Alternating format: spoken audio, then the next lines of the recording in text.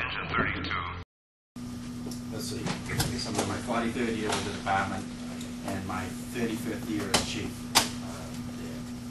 So I've got an opportunity. I started in 1965, so I've got an opportunity back in the 60s when they had quite a few fires around.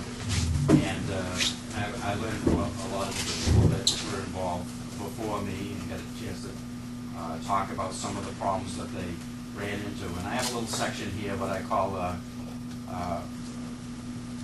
predictable is preventable. And there isn't, in 40-something years on the department, there isn't too many issues with brush breakers that I haven't seen that there's a way to screw it up. It's going to happen. So first of all, I just say that the program is my opinions of what I've gained from other people. I'm not trying to dictate anybody's policy in their individual departments. I'm going to throw some ideas out here that I think have worked in the past and will work for you. And of course, we refer to your own training officer in the department as far as what they actually would like you to do.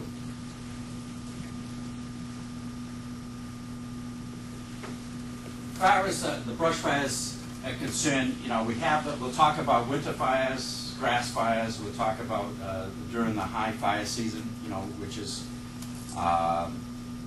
really where they really crown and take off is probably in April and May most of the time. You can have a little bit in the summertime and some in the fall, but basically here on the Cape it's April and May. And last year we sent a group to Nantucket on April Fool's Day, the 1st, and that went pretty good over there. It went very fast, and they have some unique brush over there that talk about scrub oak. There's no way you could crawl on your hands and knees over there. And driving the brush breakers in the woods, you were driving blind. You couldn't see anything what's ahead of you or anything else.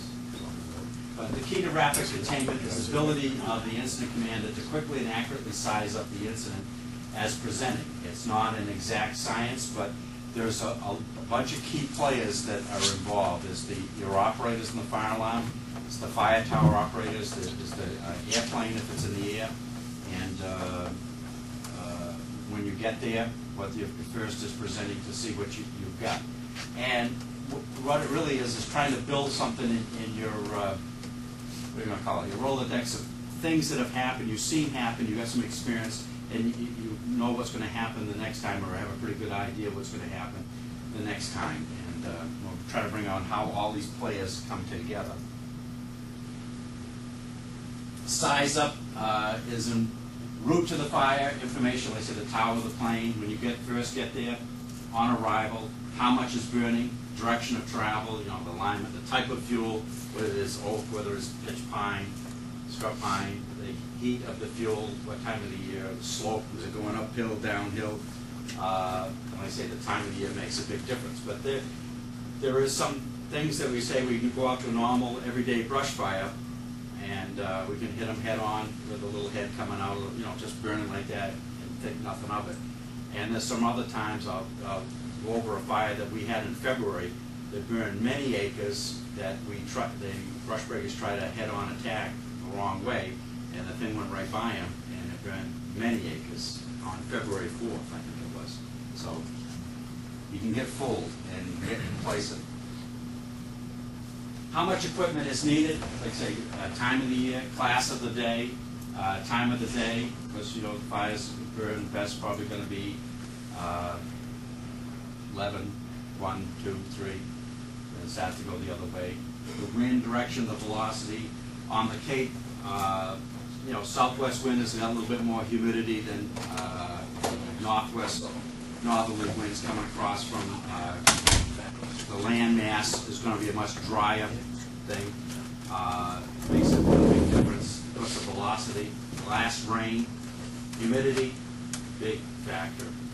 Experience the same time frame. Many times you'll go out to a brush fire, you think nothing of the weather in the spring, and all of a sudden you go to and say, oh, that thing take off on us. We'll be better prepared for the next one. You get a surprise. Report from the tower. Tower operators, very much key to this whole thing. Letting the community know what they've got right from the get-go. Report from the plane. Let me explain the plane Barnstable County sold that plane a number of years ago. It was a Piper Super Cub, excellent plane, but the county commissioners felt it wasn't getting enough loot. They took the $28,000 that they sold the plane for. Actually, they sold the plane more than they bought it. Put it into an escrow, so anytime any fire department needs an airplane, they will pay for the rental of that airplane. Now, if you can get one out of Falmouth Airport, or if you can get one, all you have to do is call Barnstable County Control. They'll get you an airplane and try to get you an observer that's been through this program to get the plane up to you. Because on a Class 5 day when the fire is really taking off, that's the only person that can really see what is going on and direct the equipment. And it's really a safety factor if somebody gets in a jam, gets hung up, fire is coming up their back tail, isn't put out behind them, wind shifts, anything like that. There's only one guy that can direct quickly help to that person is the plane. So that's the deal on the plane. And the area of the fire, time to get their arrival. Sometimes we know, well, Otis had the biggest factor. They were left at their fire station, had to go way out on the backside of the ranges. It could be a 20-minute trip. Well, 20-minute trip on a Class 5 day with a good start on you is you're kind of lost before you even get going. Now, on the weather, there's one thing that Josh put us onto. Is the weather forecast for your community. Now, they've asked the chiefs each day to go to the National Weather Service, punch in Falmouth, though this one happens to be Centerville. It gives you the forecast for the day, gives you by hour for that day, the temperature, the dew point, the heat index, the winds miles per hour, the gusts for each hour of the day. So it gives you a good overall thing. Saying, well, should I give out permits today? Because that's where our fires are coming from today, is permits getting out of control. And, you know, if you look here and it says the wind is going to be 20 to 25 miles an hour this afternoon, that maybe is not a good day to be giving out permits if it's during the bad weather time. So this is a great overview to check as a duty officer. I ask my people to bring it up each morning before they make a decision on the permit. And also, Chief Hydro is putting out, during the burning season, he's sending out on the county check each day what the weather is so that you know that.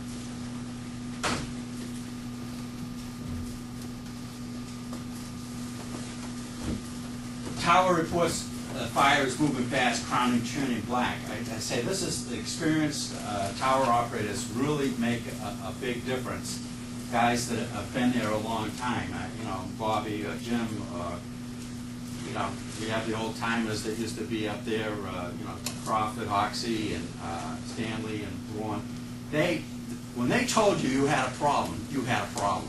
And I mean, the last major fire that we had in our community, that quite a few of you were there off of Route 28 in Masters Mills, it was kind of get lost in the translation there. The tower called in and said that you know you have a brush fire, looks like out of control. I have a fire, and then he said, come back, and he says, you know, you've got one of those really out of control fires, and the station missed it because they were on the emergency line taking another call for another automatic fire alarm.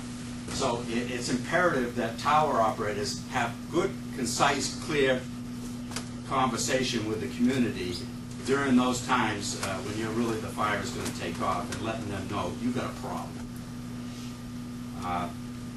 Consider on a bad day, 3-4 breakers started on the report of the tower. If it's in a bad area, you know it's in a bad area to start. The best luck that they've had many over the years is on the report of the tower in a bad area on a bad Class 5 day with good wind. Is getting 3 or 4 brush breakers started right on the report, and they've had some good success with that. Plymouth County, I believe, has the policy now on a Class 5 day. They are either 4 or 6. They're going to start. They're not going to be, because they got such terrible travel distances, and you know, if you're going to go from upper end of Plymouth down to White Island Pond, you're a day late and $1 short on travel time because it's just so damn far to go. So they are, I believe it's either 4 to 6 breakers they're going to go on a Class 5 day, 4, so that at least you have something to work with. And the most important point you want to always remember, 25% of your breakers are going to break down on a major fire, okay? So last big one in Plymouth, you know, they went down, got into a hole, got into a marsh swamp, out of business, all right? Go in, go up a tree, you know, whatever, it can be hung up, you can't get it down quickly, you got to get the winch out, and so forth, caught up on the wall. There's a number of different things that can happen. And I'll go to all the areas that I call predictable as preventable. IC using all the experience of the tower operator is very important. IC experience using all your senses, what you know about the time frame, the weather, other fires in that same time frame. Air support makes a break to you. On a Class 5 day, if you don't have air support coming, you're going to be way behind the 8 ball. You got the rental of a private aircraft, and you have the access to the state helicopter. That's the state police helicopter that they'll actually put down, pick you up, an observer that you want to put in it with a radio and a headset, and go up with them. Now, as far as that aircraft in the bucket, that's about a 3 to 4 hour operation to get that bucket for the state police helicopter. They got to go back wherever they are, take the floor off of it, and lighten the aircraft up, and it's really slow. Now, at Otis Air Force Base, they do have access during the weekdays to their pretty good response time for the buckets out there, but maybe slower on the weekend. But again, I'm going to talk more about observation, because the guy in the aircraft is what makes or breaks it for you. Normal everyday brush fire, most communities send a forestry vehicle and an engine, usually 2 pieces, just in case something breaks down. Or they send a brush breaker and an engine or whatever. So it's a local option. Whatever you do, you can get away with it. That's, I think, most of the communities here on the Cape do. It's critical that all the apparatus have the numbers on the roof so that the aircraft can tell who the hell he's talking to. Boy, you get one mongrel out there that has no numbers, and it's just chaos for the airplane observer to figure out who he's talking to. Okay? And again, if you're trying to have a plane pick you up, make sure that you don't park under a big pine tree so you can't see the numbers on the roof. And again, it's more difficult in the summer fires when the vegetation is very hard to see the numbers. I've had a chance, many times in the 70s, I got a chance to go up to a number of the Otis fires and some of the fires around the Cape. And I even did the one Mashpee had over here off of 151 that came from Falmouth down by Quashnet. And that was a summer one, a June one. And boy, trying to pick up the numbers of the truck was just horrendous because you all the leaves on the trees. There's an old-time picture here of Duxbury. Kind of walking it through. Equipment needed, you've got to make a decision what you're going to need on the type of day, the time of the year, and the weather. The types of brush breakers, we classify 3 types on the Cape. 2 of these no longer exist. The Katuitzol 267, my 317 is gone, and that's West Barnstable before they painted it up. So small is less than 400 gallons. Medium was 4 to 8. And 8 above was the large, usually the tandem axle types of trucks. And each one has their place. I believe that's, was that Falmouth on the left? And what number? 17. Was it? 17. 17. Then 267, the new one, you get to it, then our old one, 316. Again, small, medium, and large. The advantages of this one, yeah, you can go down through somebody's backyard in very easy maneuverable, a couple guys very quickly. The next size, the medium, is that one I think has got about 600 gallons of water. And again, quite short wheelbase, maneuverable. However, if you get into real thick pine, good oak and everything, the bigger breakers is the differences between night and day. the oak and stuff, or a lot of pines in front of you. You get some of the Yarmouth area or some of the Otis area, the trucks will come right off the ground. Where the bigger trucks, you know, the big stake breakers, your big one out here in Mashpee, you know, they're going to go through it. Where the smaller ones, they kind of come off the ground sometimes. You got to pick your way around. And size up, I just want to, and this is the old plane. But again, these are the things you look at. Route, tower report, plane report, how much burning, fuel, slope, time of the year. Again, constant evaluation of your crews out there. Tower, important to have him. Keep in the picture, keep you notified what's going on, not looking good. And any phone calls, you know, the neighbors, you really got to fire, the neighbors start calling very quickly. All right, Otis fire from P18. This is the paved pause fire.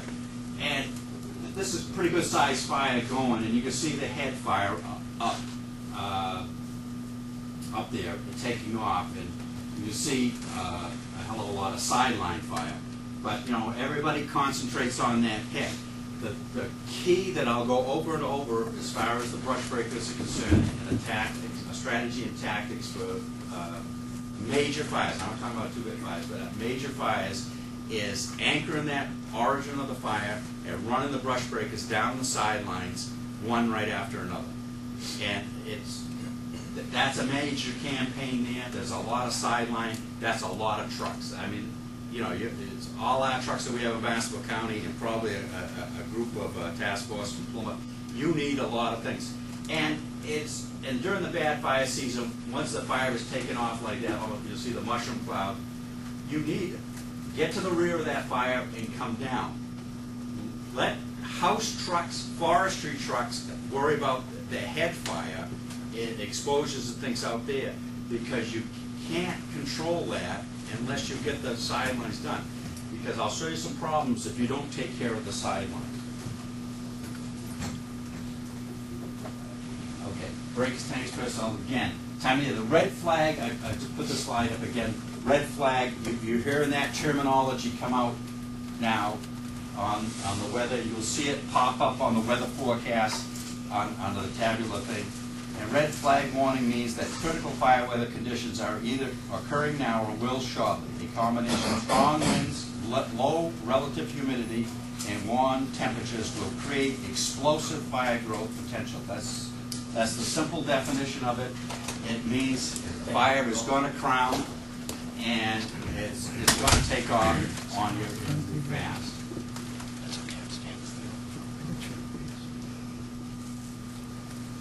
Okay, again, here's the plane. The observer's in the plane. One of the important things that we want to do in the plane, observer, is get around the fire as quickly as possible, see what you got, what's in front of it, what the potential is, where the problems are, and you work through the IC. And the IC has got to help you, give you the equipment to get them on the sidelines and start going after and trying to corral that type of a situation. And you know, that you can't see the flame there, but I'm sure it's probably got a 100-foot flame front on it. What you call walking and talking. Okay, again, this is all the things you're looking at, but the tower IC flame. Boy, every time that I can remember in my 40-something years, if the tower says IC flame, we've always been screwed. It is a real problem, and that means she's taken off on you, and that means something. You're going to need a lot of apparatus coming to take care of that. And the key is, if you got half a chance, is getting a lot of apparatus coming. The last fire that we had over here off of 28 behind the Stop and Shop that burned, I don't know, it was a small fire, but it's 26 acres. It went quickly. I was at another fire. My brush breaker was at a second fire, and this fire came in, and David Pierce happened to be across the street with another incident with his truck. And as soon as he got there, he saw the thing taking off. You know, see the really going. He called for 2 brush breakers. Then a couple minutes later, I think he called for 4 more brush breakers.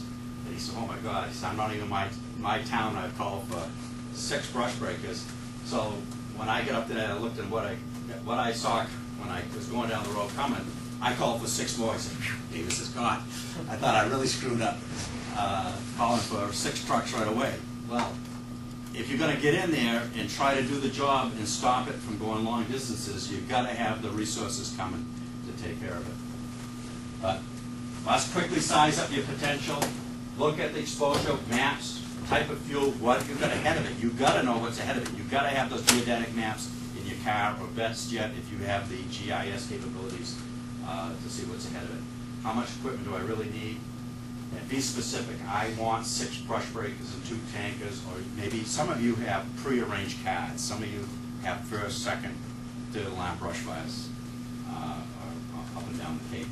But you can't, you know, it's easy to turn them back, but if the thing is taken off, if you got a half a chance of getting it, you need a lot of apparatus coming. Now this is what I saw when I came up Route 28 to behind Stop and Shop. That's just what it looked like. And, you know, David Pearson called for 2 breakers, and then a couple minutes into it, I think he called for 4 more. And, you know, I said, ooh, that was impressive looking across the mill pond. This is not the mill pond. It looks, this is exactly a picture that I found that looked exactly what I saw coming up Route 28. And I come in, and that's why I called for 6 more right away. And that does not look good when you're coming down the road. That means you got a major campaign ahead of you. Chapon's in command, he knows how much equipment to call. This takes experience from other fires, and the only way you get to do that is that same day you had a damn good fire off of Shellback Place there, burned a number of acres, came out into those condominiums. It was a bad day, but it takes fire after fire to see what it takes for similar fires to get the experience. We do not all get that experience. So you must have some kind of an action plan in mind when the time comes that you're the IC, whether you're a lieutenant, captain, senior private, deputy, whatever. What am I going to do when I have a bad fire? I don't mess around with it. 1 breaker, 2 breakers, you're going to be in trouble. Terms, fire danger classification, we have a class 1, 2, 3, 4, or 5, which is a theoretical spread that they use. What 5 means, actually 50 feet or more per minute, but the spread and the stage is the time of the year that they figure into the class of the day. Red flag day I talked about. Sides A, B, and C. A is the origin, B is the left flank, D is the head, and C is the head.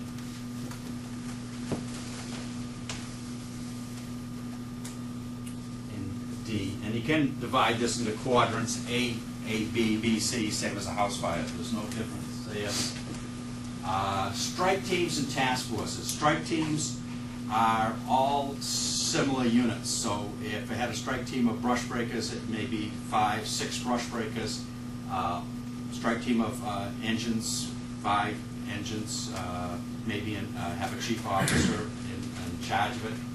A task force on the Cape, if we go off on a task force to go over to Plymouth County, is comprised, I think, of 6 brush breakers, 2 tankers, 1 ambulance, and 2 chief officers. Task force means it's a mixed thing. A structural task force is, I think, 5 engines, 2 ladders, a rescue, 2 chief officers. And the ambulance task force is, they have ambulances and chief officers. Then they also have natural disasters is made up of heavy rescues, ambulances, and so forth. But task forces are mixed. Strike teams are all the same.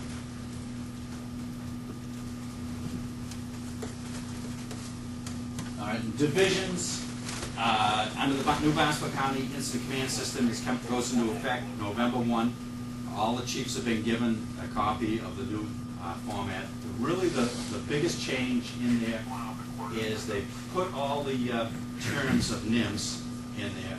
And right now we have Alpha, Bravo, Charlie, Delta sides of a building and of a fire, and you got floors, floor 1, 2, 3, 4 in a building. Nothing has changed there. However, if the IC is standing in front of the building and he tells Deputy so-and-so or Captain so-and-so, I want you to take the Charlie side or the rear of the building and handle operations there, then he's assigned you. Now you're going to become a division. All right. All division means is somebody's been assigned that thing. So you got floor 1, 2, 3, 4 in a house. If now somebody says take division 2, that means captain, lieutenant, senior private has been given division 2, second floor. That's his baby. All right. So that's really the only change there. The fires, they may quite often still call the west side, the east side, west division, east division, or they just call it the Bravo division if somebody's in charge of it. Brush breakers we talked about. Spot fires, one of the things will make you or break you in the spot fires is maybe the tower might be able to see it if he's on a proper angle, but as the airplane only can tell what's out in front of the thing. And on a bad day, believe me, you have many spot fires. They can be to a few feet, 50 feet to a quarter of a mile. That last big one in Plymouth, over there off of Plymouth Lane, Bourne Road, that threw one about a quarter of a mile ahead. So it was like almost like two separate operations.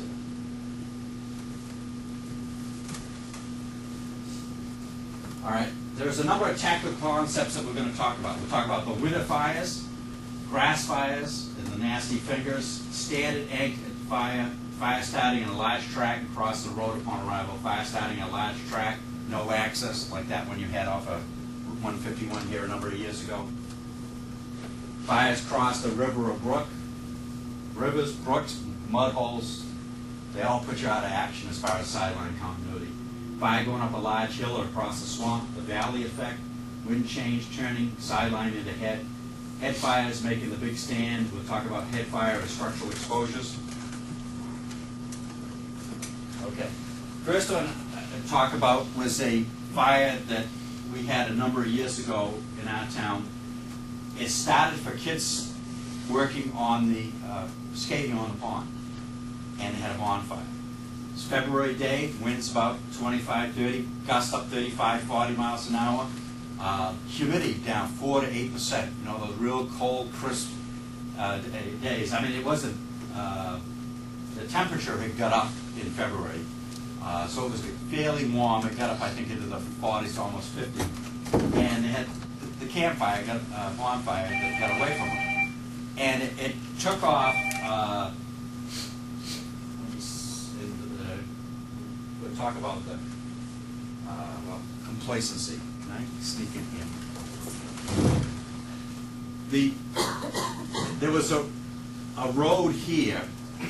The fire started on the pond here, and all kinds of, it was some pine, laurel, good continuity of underbrush, and it came out. The first brush breaker that came down, I think, in our community, and one came from West Barnstable, said, well, it's coming out to the road right here. They'll put the truck in, and going to go. They didn't know where it started. They knew it was in a major piece of woods, and they put the truck in. As soon as they came in, the fingers came out, and the truck had to dive into the burn, and the fire went by it. Second truck came in was West Barnstable. He did the same thing, and the fire on a good windy day, you get this tremendous cranking to the right, what they call the Coriolis effect. You know, you flush your cesspool, your toilet in the northern hemisphere, it always goes to the right. Southern hemisphere, it goes to the left. Well, fires, the worst flank is always going to be the right flank up here if you have equal vegetation. And that fire is cranking out. And on a good windy day, it's going like this, always into the, this is cranking into the unburn. Of course, this is going to be cranking into the burn. So you get these fingers that come out, and as the truck is coming in, putting the sideline out, all of a sudden he looks to his left and he's got this mini head coming down. He has no choice, either burn his truck up or dive into the unburn. First truck did that, second truck did that, and They even went back out and tried to do it again, and they had to dive in the burn again. And finally, they figured out, well, they better somehow get to the origin of this thing and start pinching the thing, and went across Oak Street, went all the way to the Mid-Cape Highway, and the Mid-Cape Highway actually stopped it. February, who the hell thought you're going to have a problem in February? But 4 to 8% humidity, 30, 35 mile an hour winds, and fluctuating, windy, gusting, that thing went right in the tops of the trees and went out. And they made a bad tactical error. They treated it as a winter fire. They figured they could go the wrong way against the grain, and it got by them 3 times. Grass fire heel, the important thing is you got to anchor the heel, hand lines, pump or roll. Is one of the predictable is preventable. I've seen more times young people stop the brush breaker, and you got this nice fire to run the sidelines, and they jump off the truck with the hand lines and start running with the hand lines. You don't do anything until the IC tells you we're either going to pump and roll or we're going to pull hand lines. So make a decision what you're going to do. I've had 300 or 400 feet out there and said, what the hell are you doing? We should have been running the sidelines of this thing and not pulling hand lines. You know, because if one guy go one way, one guy go the other way, and they're not going to get it. So that's the report. Right or left flank priority. I talked about the Coriolis effect. The right flank here in this northern hemisphere is always the priority, unless you have an exposure problem on the left flank, you have poor fuel on the field, poor fuel, vegetation problems. But all in all, right flank is the one that gives us help all the time. Fingers, control them or pay the consequences. I'll explain that in a minute. The exposure dictates resources, again, houses, whatever you have for problems. This is one I used, the slide we used back in the 80s. This is a fire I had at the Cape Cod Airport, burned 12 acres, and it just took off. And it was the fire, when I got there, I wasn't that far away. I got out beside the fire on the left flank, and the fire was going this fast, right with me. As I walking down, I couldn't believe it, how fast it was rolling. It was 25 mile an hour a day, it was March 1st, and it was really going. But the head fire, which was up ahead, heading towards the big pines, was up there probably 40, 50 feet. And that's all everybody could see was that head fire. And so the first truck, he anchored the origin right here, and he started down, and he hit that in this finger, because it was windy, and the wind is yawing. He left this inside thing, he went to this point, knocked that off, left this inside here, knocked that, and he got down, he turned the corner, and he kind of took the head, and he looked behind him, and now is all this grass head, fire at least as high as the ceiling, coming down behind him. He didn't do a goddamn thing. He didn't put the fire out because he left every one of these little finger things inside. Next truck was Katuitt. All they could see was this big ball of fire way up ahead. Man, they wanted to get there too. They were all after the head. He left the indentation. He left another indentation. There's like 6 of them. He got down there, and he looked back behind him. Holy Christ, all this fire is coming down behind him again. I mean, really coming down high. He turns around. He says, well, I left that fire. I better go back. So he come back against it. There's a wall of fire probably 25 feet high. He dives in the burn, and it goes by him again. Next brush breaker come in, did the same damn thing. All he wanted to do was go for where the head was, and he didn't want to put the fire out behind him, and he left these little indentations. These fingers would keep walking out quickly, and you could see it in this field. You could see it in a field like you have them Falcon up there by the Nickelodeon. They just was cranking to the right and leaving these indentations, and they knock this fire, they knock this fire, they knock this fire, and they leave these in, and within a minute, these will be out and coming down again. Finally, the next truck went that way, and they put out everything, and that was the end of the fire. And I'm sitting there in the field watching this thing. Holy Christ, why can't they put this fire out? They would, everybody wanted to be down here where this thing was up 25 to 50 feet in the air, and they weren't worried about the small stuff back here, and it really came back on them. So, it was a perfect opportunity to see what happened. But this is the first breaker going down, and he left a lot of the indentations, and he got down the head fire, and he looked back just like he'd done nothing. You're by yourself, you put the fire out. You've got a number of trucks behind you, right behind you. You know, the first truck can go right along fast, knock it down with 1.5 inches or whatever, and take care of it. This is the second truck. He went down. There's another truck on the other side breaker. And again, he got down the other side of it, got to the end, looked back, and there's all his walls of fire coming down again, and that's it out. Same thing happens in the woods. Now, lines on your brush breakers, you got to have at least 1.5 inch line there, because we're going to talk about some of the bigger fires. If you just have 1 inch or 1.8 inches, you're not going to cut it. You got to have up behind the cab one good line for heavy knockdown.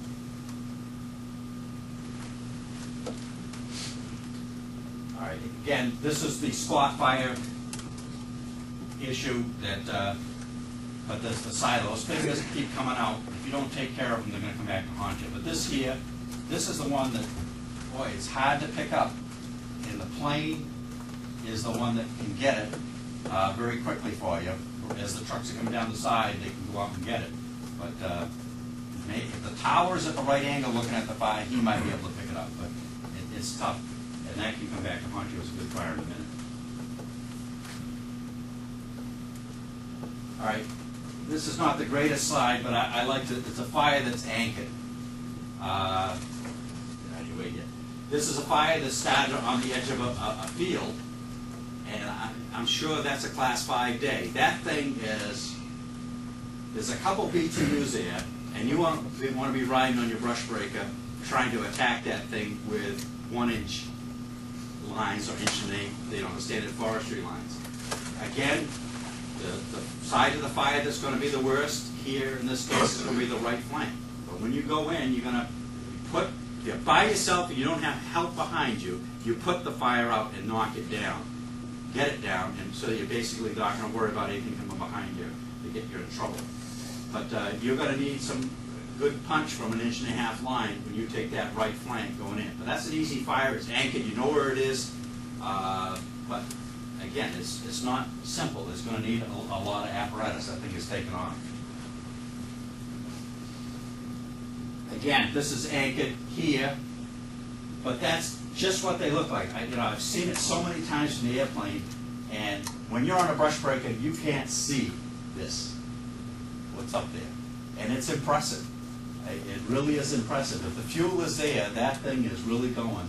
And you got to get trucks on the right flank, maybe a couple on the right flank, a couple on the left flank, and make sure that you're surrounding it. You've anchored the thing. In a brush breaker, in this point right here, if you, same as when you pull a hand line. Say your truck is here, you pull a hand line, you take a little bit to the left, and then you go to the right. All right? Anchor that so that nothing's going to come behind you. Don't want to burn your hose. How many seen hose burn? It ticks me off to no end. This burned pieces of hose because somebody didn't take care of right there. Take care of that. Same with a brush breaker. Try to knock as much as you can right there, and then go down the flank. Then you go that way. But again, this is an anchored fire. This is the easiest fire. This is the one you like to get because you can just put the truck right in the woods and try to come around it.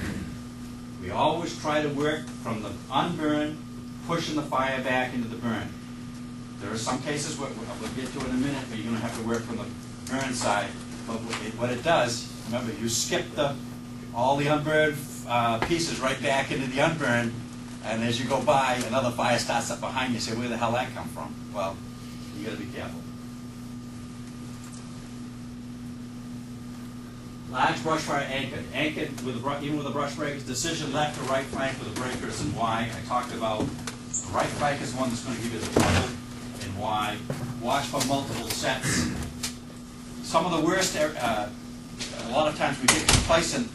Some of the bad fires, especially Plymouth has had, is 1, 2, 3, 4, 5, 6 sets down a road, and you've only got to one.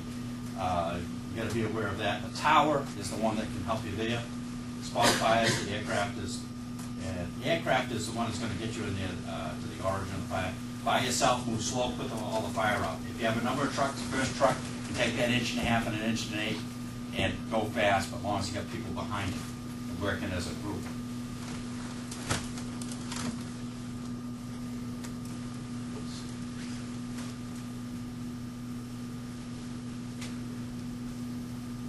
Where's it going?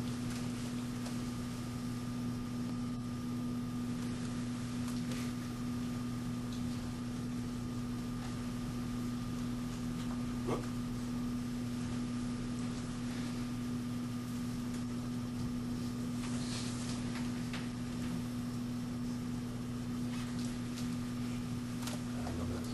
Slide's going to get temperamental now.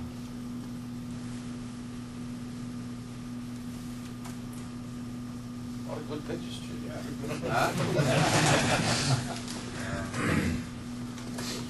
Yep.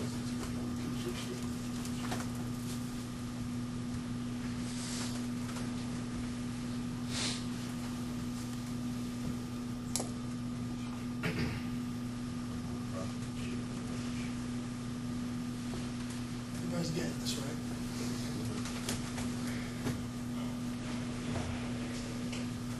Okay. Yeah. Why this jumped, I don't know. But anchor, even with a brush brake decision, right, fire driver, spot fire, aircraft, important, buy yourself, move slow, put it out, number of trucks, quick knockdown. Save 1/4 of a tank. Please, never run out of water. You know, if you're just mopping up, fine, you can drain your tank. But when on a bad fire day, when you're running fires, save water. Be prepared for the unexpected, and don't get yourself in a jam. Break into the burn if possible. If you're in trouble, drive it on burn if possible. It's easier on personnel. You don't get all the snots and the soot and the crap coming up into you. Won't knock brands back into the fresh fuel. Never run against the grain of fallen trees. Brakes, radiators, tie rods. I say that in every class, and we still continue to pull trucks out because I've seen one of my trucks, they took a tree right through the radiator, right by the engine block, put it in the front seat between the driver and the passenger. Stupidity. What the hell do you think? With all those things laying down, you're going to get across the fire line. Too lazy. That's what the chainsaw is on the truck. If you've got to go somewhere and it's like that, get out and zoom, zip, zip, and go. Run breaks down the sidelines is the key to success. One right after the other. 30% breakdowns in most major fires. Ponds, bogs, fields, poor vegetation can help control the fire. And I'll discuss fields. All right. Fields, what I learned from some of the guys back in the 60s and some of the bad fires in Plymouth. My father was on one of the trucks, and they put, the major fire head was coming out to a field, and they put about 10 of them in a field, right? 300 feet from the woods. And they said, well, just hold it here, grass in the field like that, no big deal. So you could hear the freight train coming, and the smoke, and they're waiting. And the guys are sitting on the back of the trucks, no problem. And then all of a sudden, here comes the head, and the fireball kept coming. It kept coming right across the field. The gases, all the unburned fuel, it's just a ball of fire, kept coming. 100 feet, 200 feet. The guys all jumped under the truck. They said, holy Christ, what happened?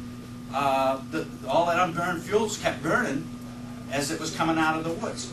So, 300 feet in the field, everybody jumped under the truck as the ball of fire went up over the top of the brush breakers in this field with that much grass, 300 feet from the woods. Now, when somebody's going to tell you, I want you to stop it on a 20-foot road, a head fire coming out 100 feet high, it can't happen. Don't ever, ever, ever let anybody put you in front of a head fire to make a stand. It just absolutely chaos. So, it's happened a number of times. And those guys that were on the brush breaker that day said, they'll never forget it. Were you there, Jimmy? I was with your father. They said, you can't believe it.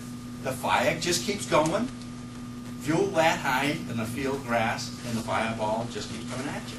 Well, so we've got the most game you got. Yeah.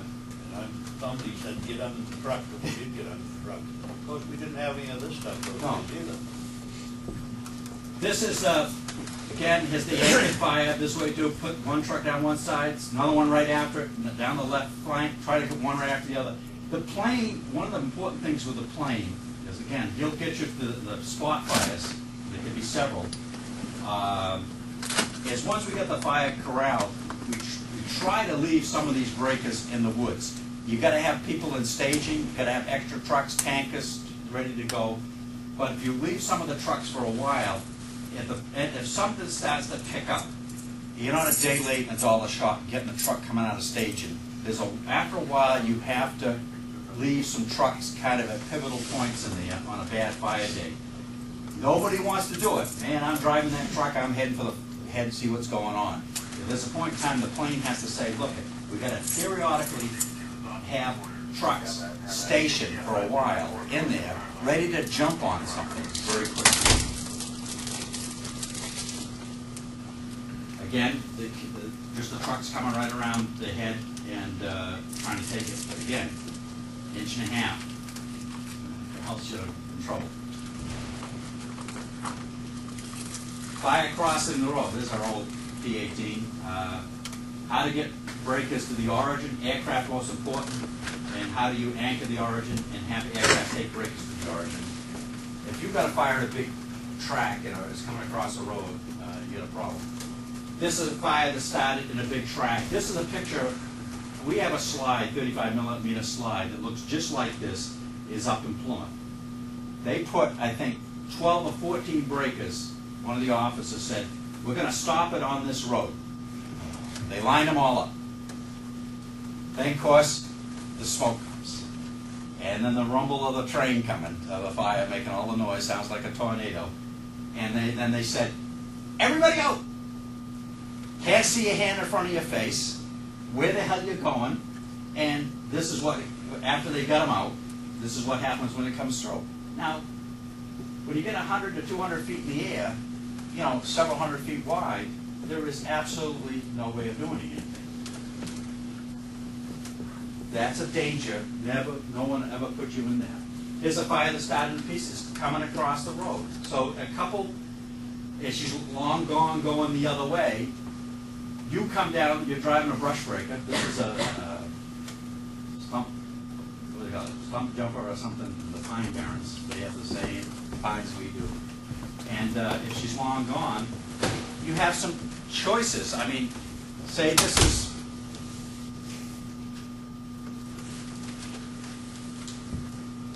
is the road. The fire is gone. You're coming this way with your first brush breaker.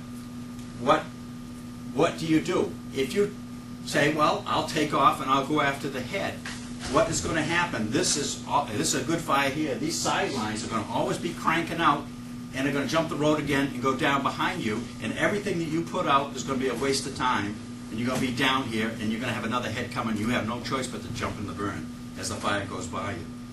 So the only options, we've talked to a lot of people, that is, one, it's a big fire, you need to get an aircraft to get you back here. This is what we did on the fire over here off of 151. We brought all the trucks in from by that nursery off of 28. I can't think of that discount nursery.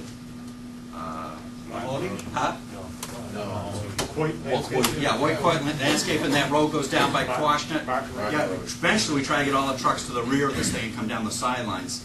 And of course you got a river in there, Quashnet and everything else. We had to go across the bridge. But again, you got to get to the origin. The plane is the best one to get you back here, to bring you in from there, to get down the right flank, the left flank, and then slowly pinch it. No air support. You're at a big disadvantage. Where the hell do I start this thing? I can't go to the right because I got all this behind me. The only thing you got, if you can figure out how to maps to bring them in on another road, get them in that way, or once it goes by, the only other thing is that the guys are going to take a beat, is come back up through the middle, take the right flank and come down, come up here, take the left flank and come down and go. Let exposure, house trucks, worry about what's out in front of it, but don't get into that Coriolis effect that's always burning out and coming down, burning out and coming down, these sideline fires. And, the guys that have been around a long time, If you don't maintain your sidelines, they come out and become their own head fires. And that's what really gets you in trouble. So this one here is the Pine Barrens. Again, this is another one. She's just blowing by. She's a couple 100, 300 feet wide. And again, if she's gone from a big piece into another piece, you're on the road, you've got to get to the origin somehow. Last resort, if no air support, the only way I can think of doing it is once it's gone by, is to come back up the middle and hook, take the right flank, the left flank, and try to do it that way. You gotta stay on the sidelines pinching, because if you hang up a truck, there's a good chance of getting somebody hurt. Again, this coming out of a piece going across.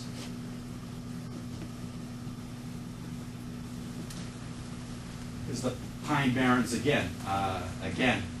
Once there's nothing that you're going to do with that. Those with, I think I have a piece of. I got 3 handouts for everybody.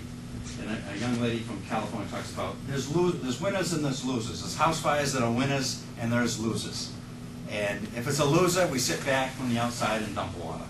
And there is on these fires here, and they're walking and talking. They're up a couple 100 feet high, and they're going. It's a loser until it either runs out of fuel or something gets into fuel that you can handle, and then bring it back, anchor the origin, and come down the sidelines. We have brush breakers to do that. All right, again, here's a fire in Otis, starting in a large track. It's heading towards the road. Again, you come down, this is from the front seat of our brush breaker, taking the picture. Again, the only person that can take care of this is the airplane. He has to get you to the origin and get you to come down from behind the fire and do the right flank and the left flank. You can't get in front of it. Again, they did try to put one of those fires, one of the last ones we had up there, they tried to put a bunch of trucks in it, and it got very toasty. All right, again, in the large track, Otis, coming out, again, you cannot stop it on that road. That is a suicide call to do that. You've got to get trucks back here and come down the sidelines. The aircraft is the best one to do it, but you've got to come from right flank, left flank.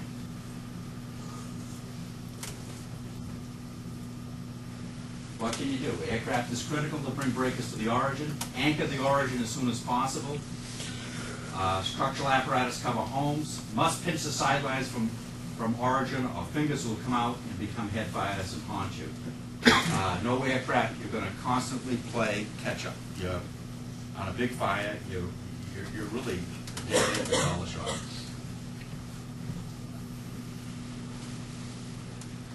Rivers, brooks, and swamps. These items will cause a break in sideline continuity. I don't care what kind of a brook you have. It can be that wide. Brush breakers do not go through them. So if you're trying to run the sideline and we have a river, just take this as the Quashnet, and you're running the sidelines and you come to that right there, you're out of commission. You're not going to run the sideline. The fire's going to continue to go. The IC has to know from the airplane when he makes his rounds or circles of fire, if we got a break in continuity, he's going to have to get something to come in from the other side to anchor it and go down, and the same on the other side. It really means a whole nother set of 6, 8, 10 brush breakers just to deal with the sideline continuity. Very important. The problem that the Plymouth fire, the last one they had up on Bourne Road, he went right down into a swamp area. Sayonara, you're all done. We had them up in Scusset Beach. They went in. You see lily pads, or you see that swampy stuff, please. You know, don't break a 15, 254 out here. All done. Pack it up for the day. You've missed that fire.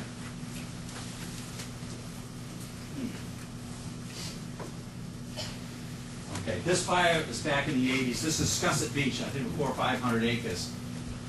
Started way up here. It was the same day we had another big fire going on at Otis. And we had 80 or 90 homes right down, was it Phillips? Phillips. Again, this area is just riddled with marshes, and this is all burned. They got a trailer and a house out front of it here. This is coming into the state park. Everybody was concentrating on exposure problems on the left flank. The 80 or 90 homes down there. So they just went from yard to yard to yard, pick up the hose and just trying to play catch up, where there was no sideline. This is a sideline behind these houses. There's no sideline over in here because it was all, couldn't drive it. It's all swamp, marshland, grass, rivers, brooks. Fire goes like hell. And again, you got to have house trucks worry about house issues. Brush breakers, if you can get them in the woods. This case they were dealing with trying to go in and out of backyards, forestry vehicles, house trucks, and so forth. Hills cause braking continuity. IC must know of braking ability to maintain the sidelines. Brush breakers do not go up steep hills. If you have that, the first brush breaker may have to stop and run a 500-foot coil of line to knock it down. The other trucks go around it. Big problem of the brush breakers saying, well, hell with this. I'm going to stop here. I'm not going to drag any hose line. I come on a truck to ride. I will go around the hill and try to pick it up on the other side. And he leaves everything on the sideline. Braking continuity works its way out, down, comes down behind you. Anything you do on the other side of the hill is a waste of time. More apparatus will be needed to anchor the hill and apparatus to go out. Badly affect traffic firefighters. Several Plymouth firefighters were caught back in the 60s in this event. Several were burned. Apparatus became airlocked, engine stopped, and so forth. This is, let's just take this same fire. They tried to stop the fire by setting up in this, right here on the road, and not much of a road. And what happened, they had a hill over here and a hill over here. All right, there's a swale. Well, they call them not a gully, but it's a swale with a high ridge on either side. The fire's coming right along, takes the high road, goes up hills like hell, and then all of a sudden, the whole thing, the whole valley went boom, just like a flash. And they got caught. Airlocked their engines. The truck stopped. They ran. They found one firefighter laying in the road. Deputy Folger was one. If anybody knew him, he was all burned all over his face. Again, first rule, you never stand in front of them. Second rule, there's this valleys of swales, and you get high on either side of you. That whole thing at one point in time is just going to go whoop. So that is a big problem. But again, it won't happen if you don't get in front of them. Be prepared for wind change spells disaster. Manage your sidelines by continually extinguishing it with brush breakers. A wind shift will cause absolute chaos. Sideline not extinguished could become the biggest head fire imaginable. All right? Everybody's way up there worried about the head fire. And if you want to know what's going on, you get your wind reports. This is why they say somebody's supposed to be watching. IC's getting reports, planning. The whole incident management team working together. That, if you have a mile or 2 miles of sideline, like sometimes they've had up in the state forest in Miles Standish, and then we get the wind shift, then you have 1 to 2 miles of head fire. Everybody's worries about the head, trying to deal with it down here. Nobody works the sideline, and then you get a wind shift, you got big problems.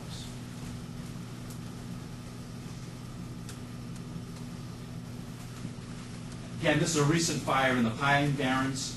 Again, the head fire is always impressive. And again, this is probably up there, what, 300-400 feet high. And this is what you call a loser. There isn't much you can do except get your trucks to the rear and try to continually bring the sideline. And then the house trucks are going to try to deal with the house truck, with the exposure of the houses.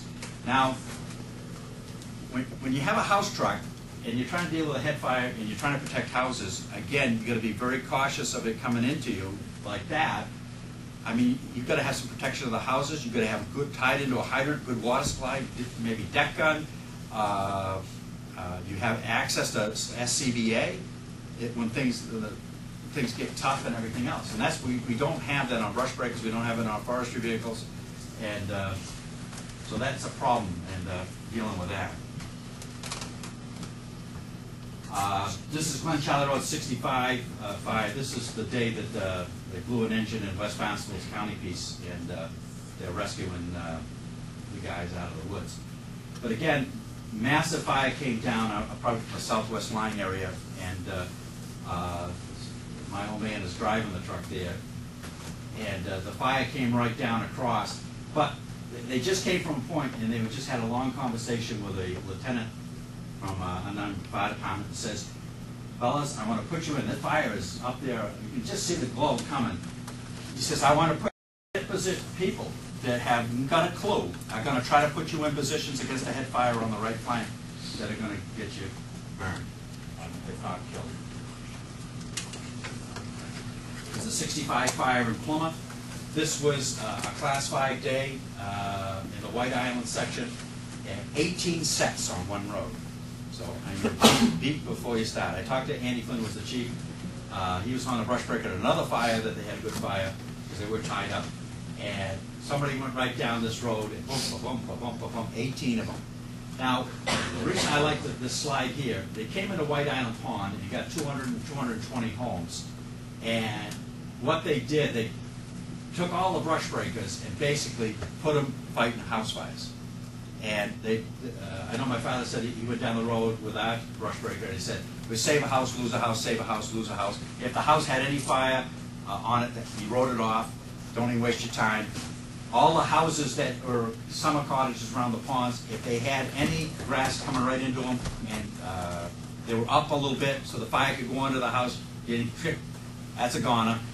They all tried to deal with something that was defensible, and they saved a lot of houses, but they lost 200-something houses. But everybody was screaming at the head fires, but nobody ever got these put brush breakers at the origin of the fire and have them come down. So they came down, the fire churned out, it came down again, it came down again, it came down again, it came down again. You see, just keep coming over, over, over.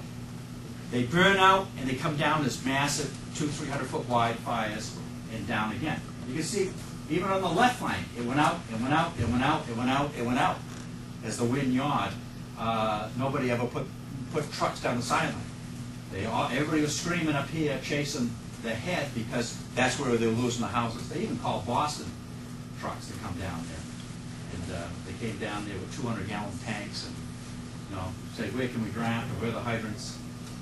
But so that, the moral to this story is here, yes, they got sabotaged. Yes, this is where Plymouth got the 10 brush breakers now. They didn't have squat before.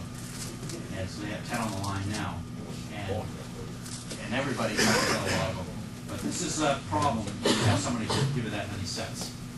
House truck should be where the houses are, brush breakers, because they're, everybody's willing to send a house truck. I mean, you've got, every department has house trucks. There's only so many brush breakers, so brush breakers have got to be in the woods. This is the fire that crossed, the 65 fire that crossed the Mid-Cape 2 lanes. I didn't go to this fire, but I remember it. I remember Forest Fire Patrol said he was right on it in Otis. He thought he was going to have it. He thought he was going to have it. Next thing I know, he said, no, it's gone.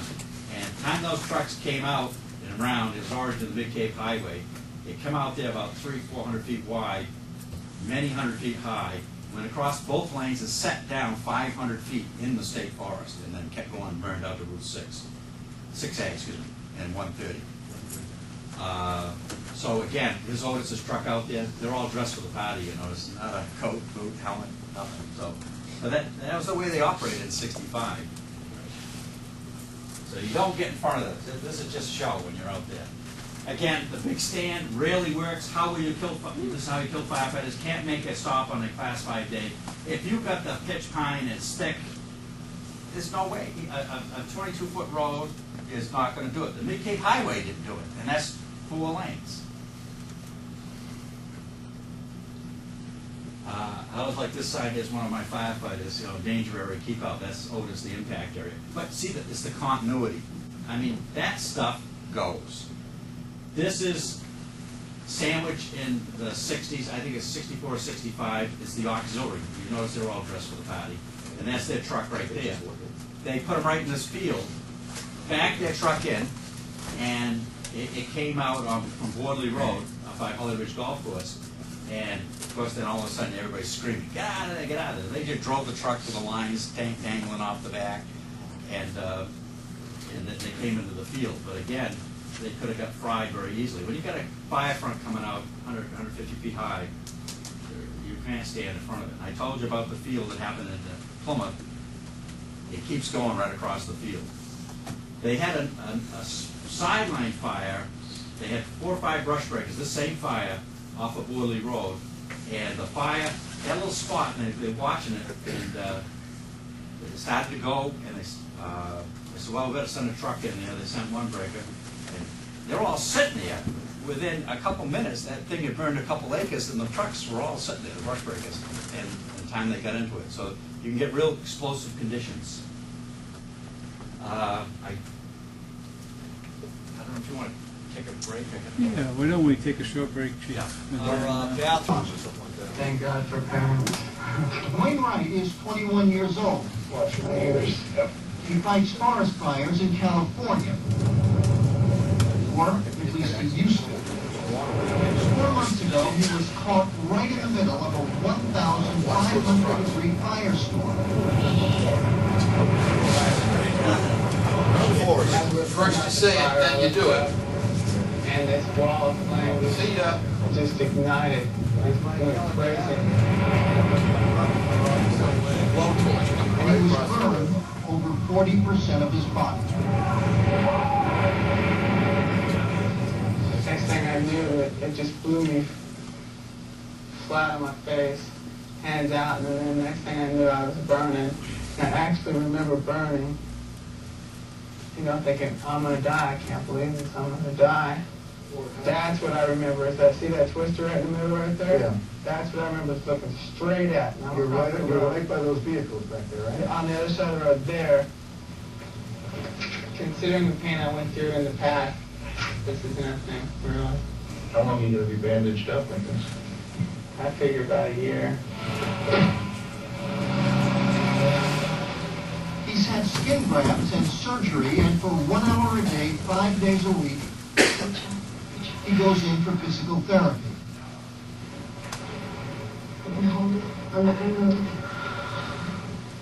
Fama Malloy is Dwayne's grandmother.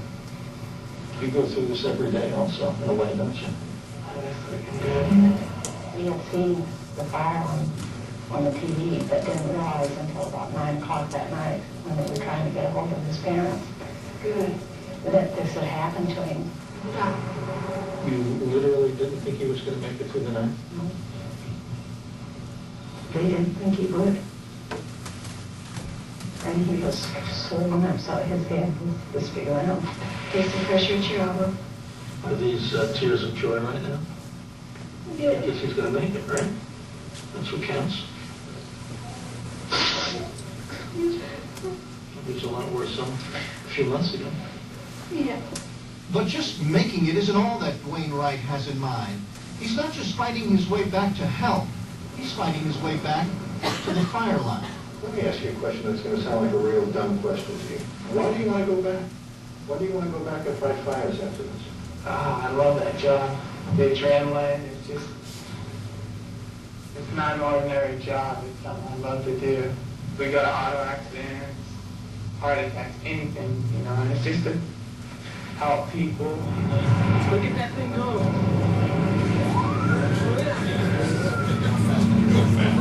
That's why breakers have a power. Aren't you going to have it right to do that? But you notice they're all dressed for the party. Still, Well, isn't going to do any good.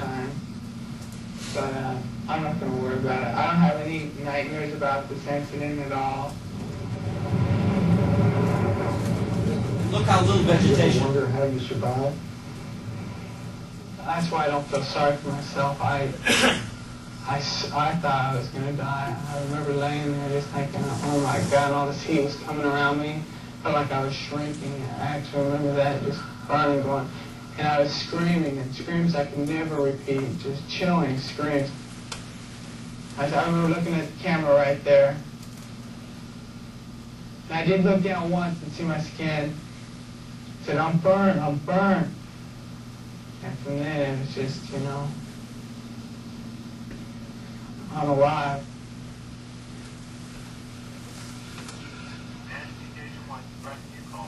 It's slow going on this road.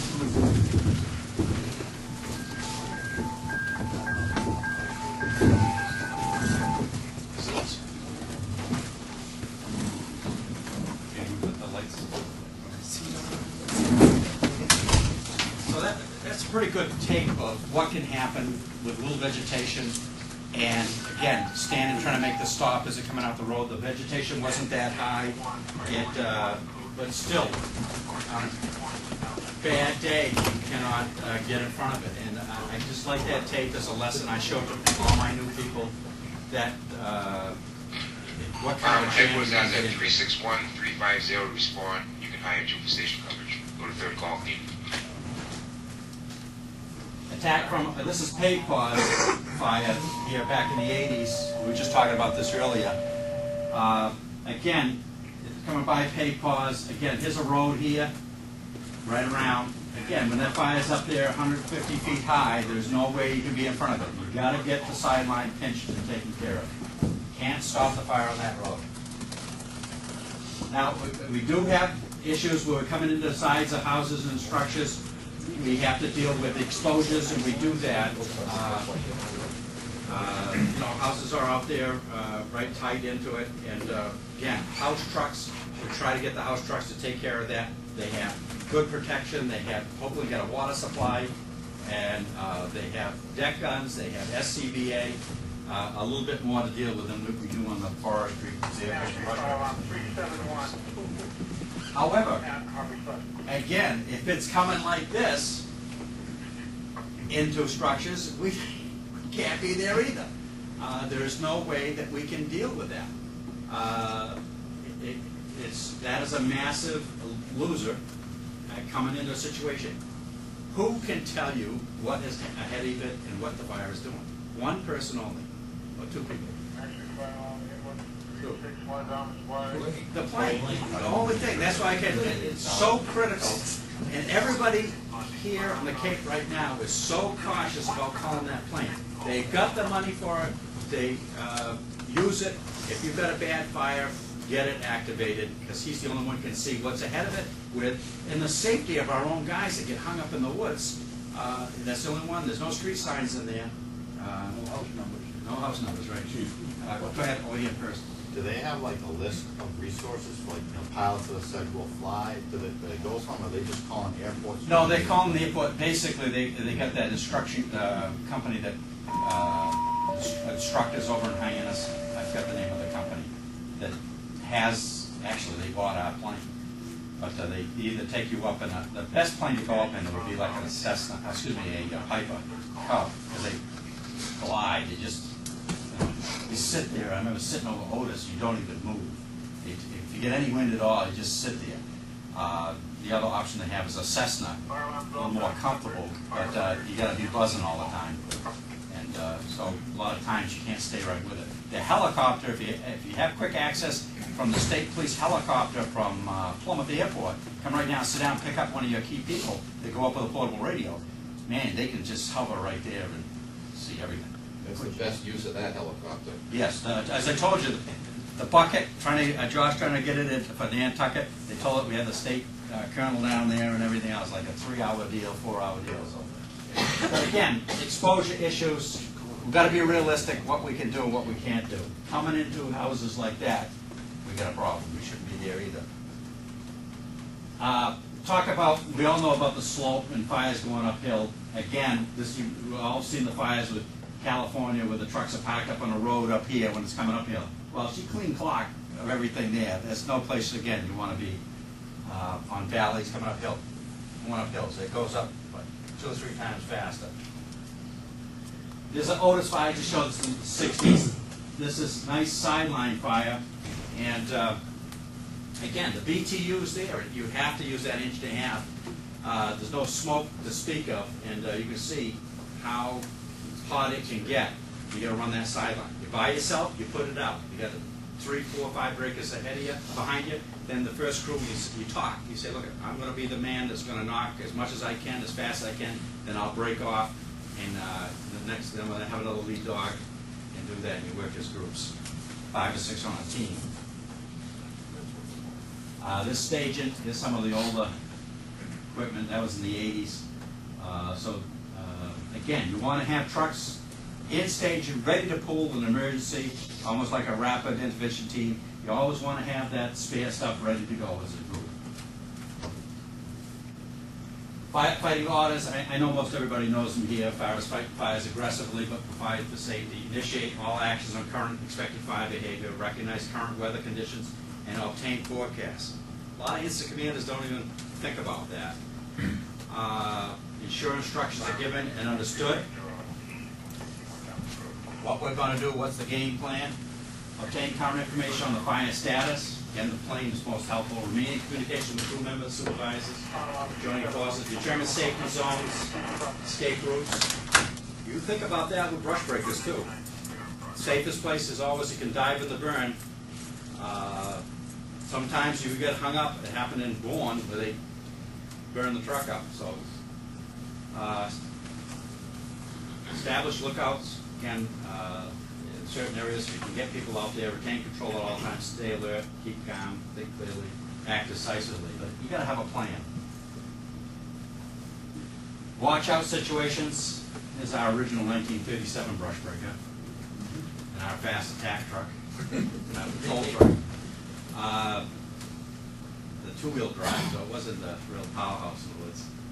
Watch out if you're given an assignment not clear to you. You cannot see the main body of the fire, and you're not in communication with anyone who can. You're getting spot fires over your line. Well, that it can be a problem with your handline crew or regular brush breakers. You're attempting a head attack. That is no good. They do that with ground crews. On the slow fires or something, they do that. But you're in an area where you do not know local fire behavior conditions. Hopefully everybody's somewhat familiar here. You're working in an area you have not seen in the daylight. You're working in steep, broken topography. Weather is becoming hotter and drier. You notice wind change. And that's our 1952. It's got rehab from the 37. You're still just draped all over the tank. That's where you rode. We're on the back step. Predictable is preventable. I don't know, it doesn't look like the same Mashpee crew. Chick Peters and Gordon and Howie. Oh, Howie's still here. Real head chick. Predictable is preventable. I talk about things. Universal hill, pop the clutch on the hill. You know, these are all the things that just drive a chief crazy. But, you know, I had a guy break up in Bourne. Big hill, goes up. Didn't put it in all-wheel drive, stops it on the hill. So, I'll put it in all-wheel drive on the hill, tries to pop the clutch, boom, there goes the drive shaft, gone. Hang up brake, because on the ditch, we talk about ditches, but you go down quick ditches, little swales, the brush brakes have got big back ends on them. I take the bogies right off the ground, and then you're in the windshield. So if you take a ditch, don't go straight across, kind of go on an angle. Stone walls, I had them take them right off the ground, high and dry with the bogies on stone walls. They don't go through stone walls. Please go around. Mound of dirt, same thing. They've hung them up on the dirt, wheels high and dry. Backyard cesspools, we've been there, done that. Again, if you're trying to get to a brush fire and you go right through someone's backyard, what is in the backyard most of the time? Cesspools. Done for the party, missed that fire. Stick breaker, you must winch out. Everybody must have good skills on doing that. And again, when you usually have a snatch block out there tied to that and come back to your truck. And that's something you should practice because when a lot of times when you have to do that, you're under high stress conditions. And when you do that with a winch, everybody else except the driver of the truck and the spotter, everybody else get the hell away out of the line of fire because those suckers do break. We've had that happen. And Dave Whip, wire fences. Oh, this one really gets me. It's just a small wire fence to keep the cattle in. And I looked at the brush breaker afterwards. There was so goddamn much wire around that dry shaft, they were picking it out for 3 days. Couldn't go anywhere. That's the end of their party. But they said, hey, I can go through trees, I had to get through that wire fence. Just wound that baby right up. Poor access to the woods. You're always looking for the best access to get in the woods. Try to scout it out the best you can. Again, the plane is very helpful. Marsh, weeds, lilies. God, if you see those things in the woods, you go around them. But Also, still out at Otis, there is still a lot of what they call commo wire, communications wire. Yeah. That two-stranded black plastic coated stuff, and that'll get wrapped up around your drive shaft too. There's lots of that. Another thing I have on here that has been a problem at Otis, I forgot all about it, you mentioned Otis, is those damn tank pullers there. Tank retrievers? Tank retrievers. You know, those guys, nice guys, but pulling the truck, they have no idea about tie rods underneath your truck. Be very careful and supervise that, because they got the power, and they just tear your truck apart. Riding the clutch, because we get more and more breakers with automatics, but either the guy there with a big stick to keep the foot off the damn clutch, you know, get it out. No water in the tank, we've had that problem. You know, people go to a brush fire, go to the next town, ride up there, ready to go in the woods, start the pump, no water. Oh, we didn't fill it from the last fire. That's not good. Frost feels the spring. I've had trucks, I've had pumpers, I've had forestry vehicles, I've had brush breakers. And the winter, you know, those spring fires that we have in March, end of February, again, the fields, remember the frost, check them out. Then it's really fun because you have no trees to get a hold of usually. Then you got to get into a deadfall or a long wrecker. Backing breakout with personnel in the rear step is a no. Get everybody off. Winch operations just talked about. Check brakes, tires, especially the day after.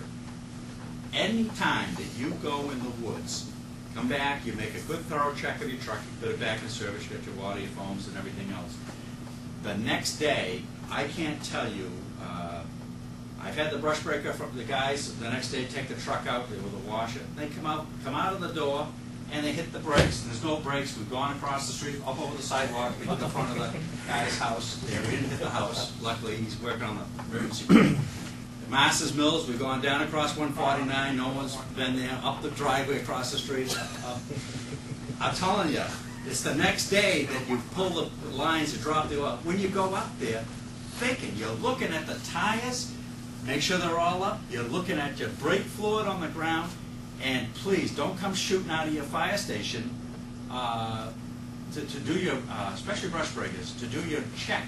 I don't care when, because if you pull one of your engines out of your 351 and then you come out with your brush breaker and it goes to the floor on you, Chief isn't going to be happy. Coming out of the woods, the same thing, you know. I was lucky in Hines one day. We were in a fire over there. We came out of the woods, and they started down. They're going to fill up, and they're going to come right up behind the Hines truck. Well, I was lucky that Captain Clough, Chief Clough's son, who was driving my brush breaker, went to the back of one of his engines because he had no brakes when he came out of the woods. But again, he didn't check them. So it is an awful feeling when you come out and you're a little quick on the gas, and you want to think. Brush breakers, they're not designed to go in the woods. Bulldozers are. You have a good chance of not having brakes. So the next day, please be careful. Traveling against the grain, like I say, I told you, I've had trees all the way right through the Carlin engine, right up into the front seat. And, well, I thought I could get across it. That's what your chainsaws are. Cut them up. You see something the wrong way on the road, cut it up. Freelancing, again, you work under the ICS system. Once you come out of the woods, you go back to rehab. We've had problems with people in the past to try to circumvent everything to keep going. That's a problem. Proper clothing, helmet, goggles is very important. Widowmakers, those are the things of the trees that dead at the top. You hit them with a brush breaker, and it gives the guys in the back a thrill. Again, always looking. The passenger, the officer who I see in the front seat is always looking what's ahead and trying to be careful. You know, sometimes you don't have that luxury. You're on the back of the truck, but the driver's got to be aware of that because we've had some people hurt from that. Backing up with people on the thing. Jimmy remembers we had what you call it small fall up was, I don't know, 400. pounds, and he stayed on the back of the truck, and it caught him right in his ass, and it lifted him right up over the truck and deposited him up in the hose bed. But the thing, what happened is just lucky that it didn't spear him right into the back of the tank. He just had enough of an angle. They laid the trees over. They went over him. You be very careful. But what happens? You get so frustrated you can't get over something. The operator, the tendency is once you start to go off the ground, put it in reverse and just step on it and try to get another run at it. You forget about the guys in the back step. Every time, everybody is off the back step. You know, the turrets. Crossing down trees. You cross down trees at an angle. You know, you don't hit them head on because they'll get stuck in the bogies. You go at an angle. Except only clean water. You know, I can remember the Plymouth fires in the back. They threw everything at us. Septic trucks. You know, then all the nozzles were plugged. You know, and again, when you come out of the woods, I can't tell you what they were plugged with, but come out of the woods, check your nozzles. Make sure that when you go into rehab or staging, that everything is ready to go. The sticks, the stones, you know, that can be in there. They give you everything. You know, best to get clean water if you can get it. We always told our people to keep away from those specialty trucks.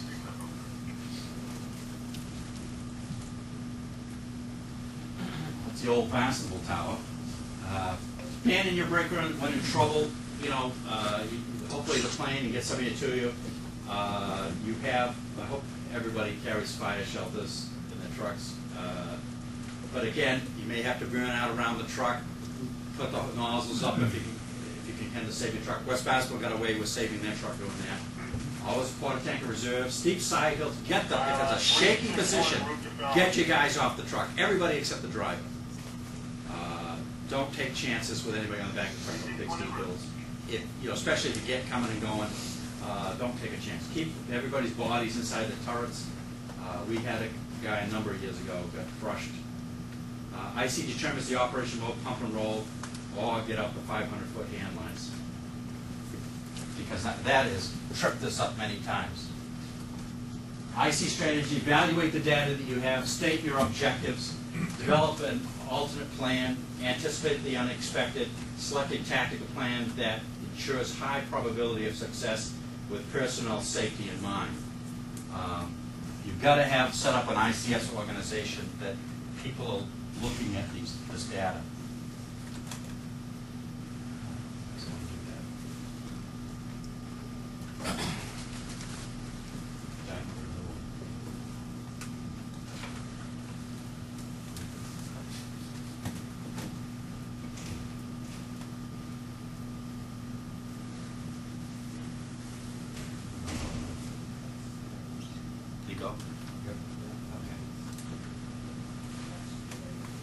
All right, and then again, I wanted to mention this one here about the helicopter and the Bambi buckets.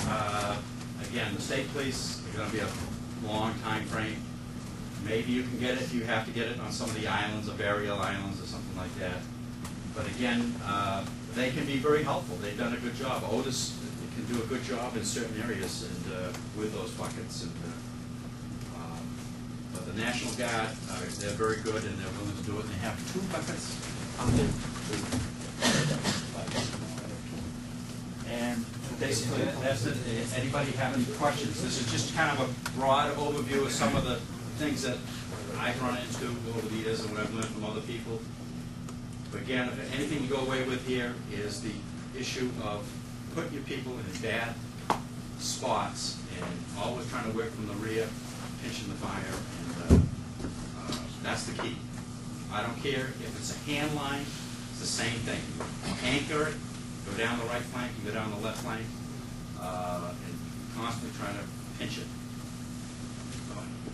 Any questions? Yes, I do have a question, Chief. With the plane, if you utilize the plane and you're not readily dispatching one of your own to staff it, is there a fire service person who will be sent with the pilot? Yeah, they will. Somebody with. Usually they either call Chief Jenkins or myself, and we try to get an observer that has had some time to go. Not just anybody that, you know, if you haven't, you gotta get a chance to do it. I'll tell you, if it's been up there, I've been up there a number of times, Rick Crosby's been up there a number of times. And there's people that have gone through this type of concept. We have a plane program, you know, do's and don'ts with a plane. But should somebody that's got some experience that we try to get up there. And that, if you don't know, with the state police, if they land, if you want to put one of your officers in there, that's the best I could think of, is have them land right in your parking lot or wherever the fire is and pick a guy up and go up, and they get our frequency, or take a couple portables with it. Any other questions? What's the time frame on that private plane? Like from time of request to realistically have it in the air ready to go? I'm going to guess it's going to probably be, I'm going to be realistic, I'm going to say 40 minutes to 3/4 an hour. So it's going to be a major thing. You know, if it's really bad conditions, again, we would still consider flying patrols and have it available, say, from 11 to 11 to 3, or they'll even put somebody right on standby so that they can take off in a minute's notice. I mean, a lot of times what we used to do is we go over to Hyannis and get the airplane and park it at the Masters Mills Airport, and the pilot and the operator would be right there so that it could go right out. Jim? One thing that we do have available to us, if we need it, and I think you know this too, is Plymouth P-10. Yes. They will come into our, on request, they fly every class 4 and 5 days in the season. And they're good. Do they have our operation frequencies though? I think they do now. You think they do? They're gone down into the 400 band. Yes. But I don't know, but they will land at an airport and pick up your person with those 800, so. And they're very accommodating, they really are. I can tell you from experience, the 800 portals were great out of the plane. I mean, the distance up there is no problem. And what I have, if you for a couple $100, you can get that headset, you know, put it in one ear and plugs right in. You just sit there in the plane and you got a squeeze mic. No, you don't have to use a regular mic, it's just a little thing that clips to your shirt, and you just the transmitter's right here. It's easy to operate. You can talk to the pilot. That's, you know, you're constantly tapping him, telling him, you know, follow. See that 254 down there? Stay with him, you know, and trying to get him in. Or you see another, say 408. Stay with him. Keep me visually with him all the time. That's what you. So you know, if you're in a Cessna, you got to make some wide passes. If you're in that Super Cub, it's nice. It goes so slow. Helicopter's got to be the cat's meow. I've never been up in one. I know it's the age-old question that's going to come to judgment, but you got your 2 breakers, you got your revolving fighter, you got 2. Do you put them up the same flank, or do you have them each take a flank? I know there's probably no answer to it. No, I tell you what I've done in the past. I've done both. If the fuel is the same, I put them down both sides. And with the plane, and I've been in the plane, I have put them both, or 3 of them, down one side, because the right flank was going to be the problem. The right flank was going to be an exposure problem. And as the other breakers are coming in, I put them down the left flank. So it's really a judgment issue of what you got for exposure issues. Is the fuel equal? You know, I put the breakers down the left flank, even because the right flank was not doing anything, and the left flank had a problem. And so it really is a judgment. And the guy that makes the best decision is the guy in the plane. On the ground, you just got what you can see, and you usually can't see squat. You know, you're not in a position to see where it started, but you know it's all over where it started. It's long gone. Any other questions? Question, how many task force do we have in the Cape, and how many in Plymouth? We have 3, Task Force 1, 2, and 3. So 6 breakers in the first one, 6 in the second one, and then the third one, I think, is mostly forestry. Maybe, yeah, forestry. And then you can get a task force of just forestry vehicles. I mean, if you have a lot of exposure issues, you know, and need trucks putting in and out, there's a lot of forestry things on the vehicles on the Cape.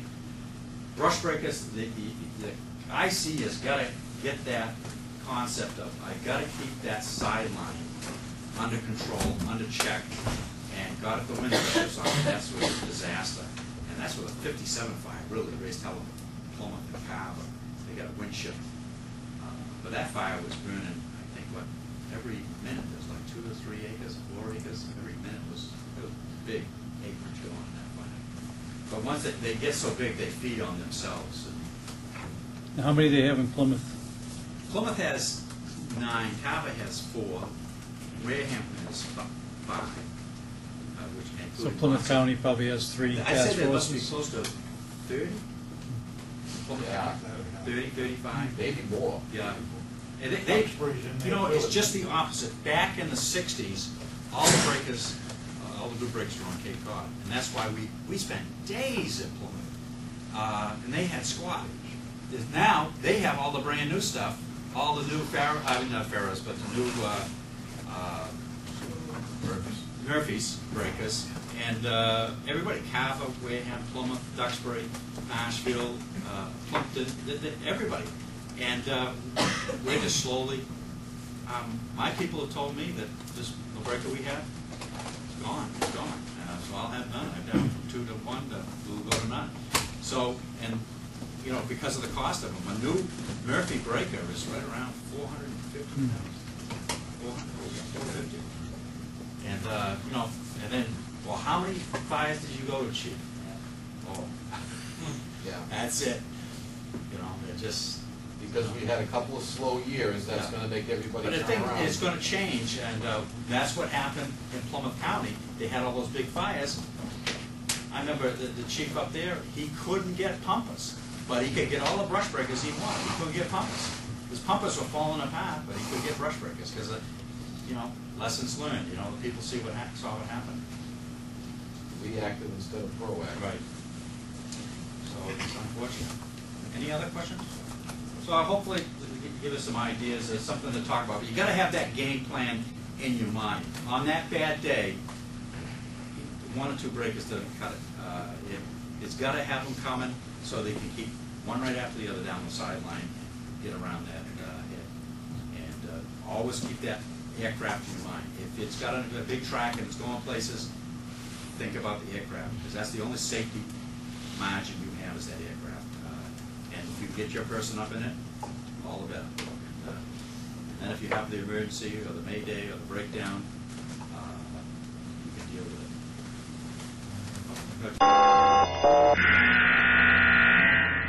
Station 51, engine 27, engine 32, truck 105, structure fire, 1700 Lakeview. 1700 Lakeview, Cross Street, Gardner, time 16:32. 5110 for KMG 365.